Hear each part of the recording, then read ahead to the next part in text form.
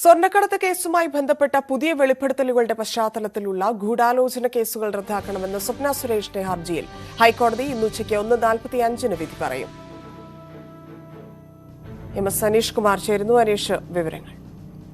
Dhanya 1:45 case പരിഗണിക്കുന്നത്. Case ആദ്യം തന്നെ പരിഗണിച്ച് ഇക്കാര്യത്തിൽ വിധി പറയും എന്നാണ് നമുക്ക് മനസ്സിലാക്കാൻ കഴിയുന്നത്. ജസ്റ്റിസ് സിയാദ് റഹ്മാന്റെ ബെഞ്ചാണ് കേസ് പരിഗണിക്കുന്നത്. 2 കേസുകളാണ് സ്വപ്ന സുരേഷിനെതിരെ ഗൂഢാലോചനയുമായി ബന്ധപ്പെട്ട് രജിസ്റ്റർ ചെയ്തിരിക്കുന്നത്. ഒന്ന് MLA KT ജലീലിന്റെ പരാതിയിൽ തിരുവനന്തപുരത്ത് രജിസ്റ്റർ ചെയ്ത കേസും മറ്റൊന്ന് CPM നേതാവിന്റെ പരാതിയിൽ പാലക്കാട് കസബ സ്റ്റേഷനിൽ രജിസ്റ്റർ ചെയ്ത കേസുമാണ്. ഈ 2 കേസുകളും CPM-ഉം പോലീസും തമ്മിലുള്ള ഒത്തുകളിയുടെ ഭാഗമായി രജിസ്റ്റർ ചെയ്തതാണെന്നാണ് സ്വപ്ന സുരേഷ് ആരോപിക്കുന്നത്. ഒപ്പം ഈ KT ജലീൽ ചില രാജ്യദ്രോഹ പ്രവർത്തനങ്ങളിൽ ഇടപെട്ടു, പ്രോട്ടോകോൾ ലംഘനം നടത്തി എന്നീ കാര്യങ്ങൾ തെളിയിക്കുന്ന ചില സത്യവാങ്മൂലവും കോടതിയിൽ സമർപ്പിക്കുകയും ചെയ്തിരുന്നു. എന്നാൽ സ്വപ്ന സുരേഷിന്റെ ആരോപണങ്ങൾ അടിസ്ഥാനരഹിതമാണ്, വസ്തുതകളുമായി യാതൊരു തരത്തിലും യോജിക്കുന്നില്ല, തെളിവുകളുടെ യാതൊരു പിൻബലം പോലും കേസിനില്ല എന്നും പ്രോസിക്യൂഷൻ കോടതിയിൽ വാദിച്ചു. ഒപ്പം ഈ കേസുമായി ബന്ധപ്പെട്ട് ഈ ഉൾപ്പെട്ടവർ എന്ന് അല്ലെങ്കിൽ ഈ കേസിനെ കുറിച്ച് വിവരങ്ങൾ അറിയാവുന്നവർ എന്ന് പറയുന്ന ആളുകളുടെ മൊഴി രേഖപ്പെടുത്തുകയും ചെയ്തു. ഇതിൽ നിന്നും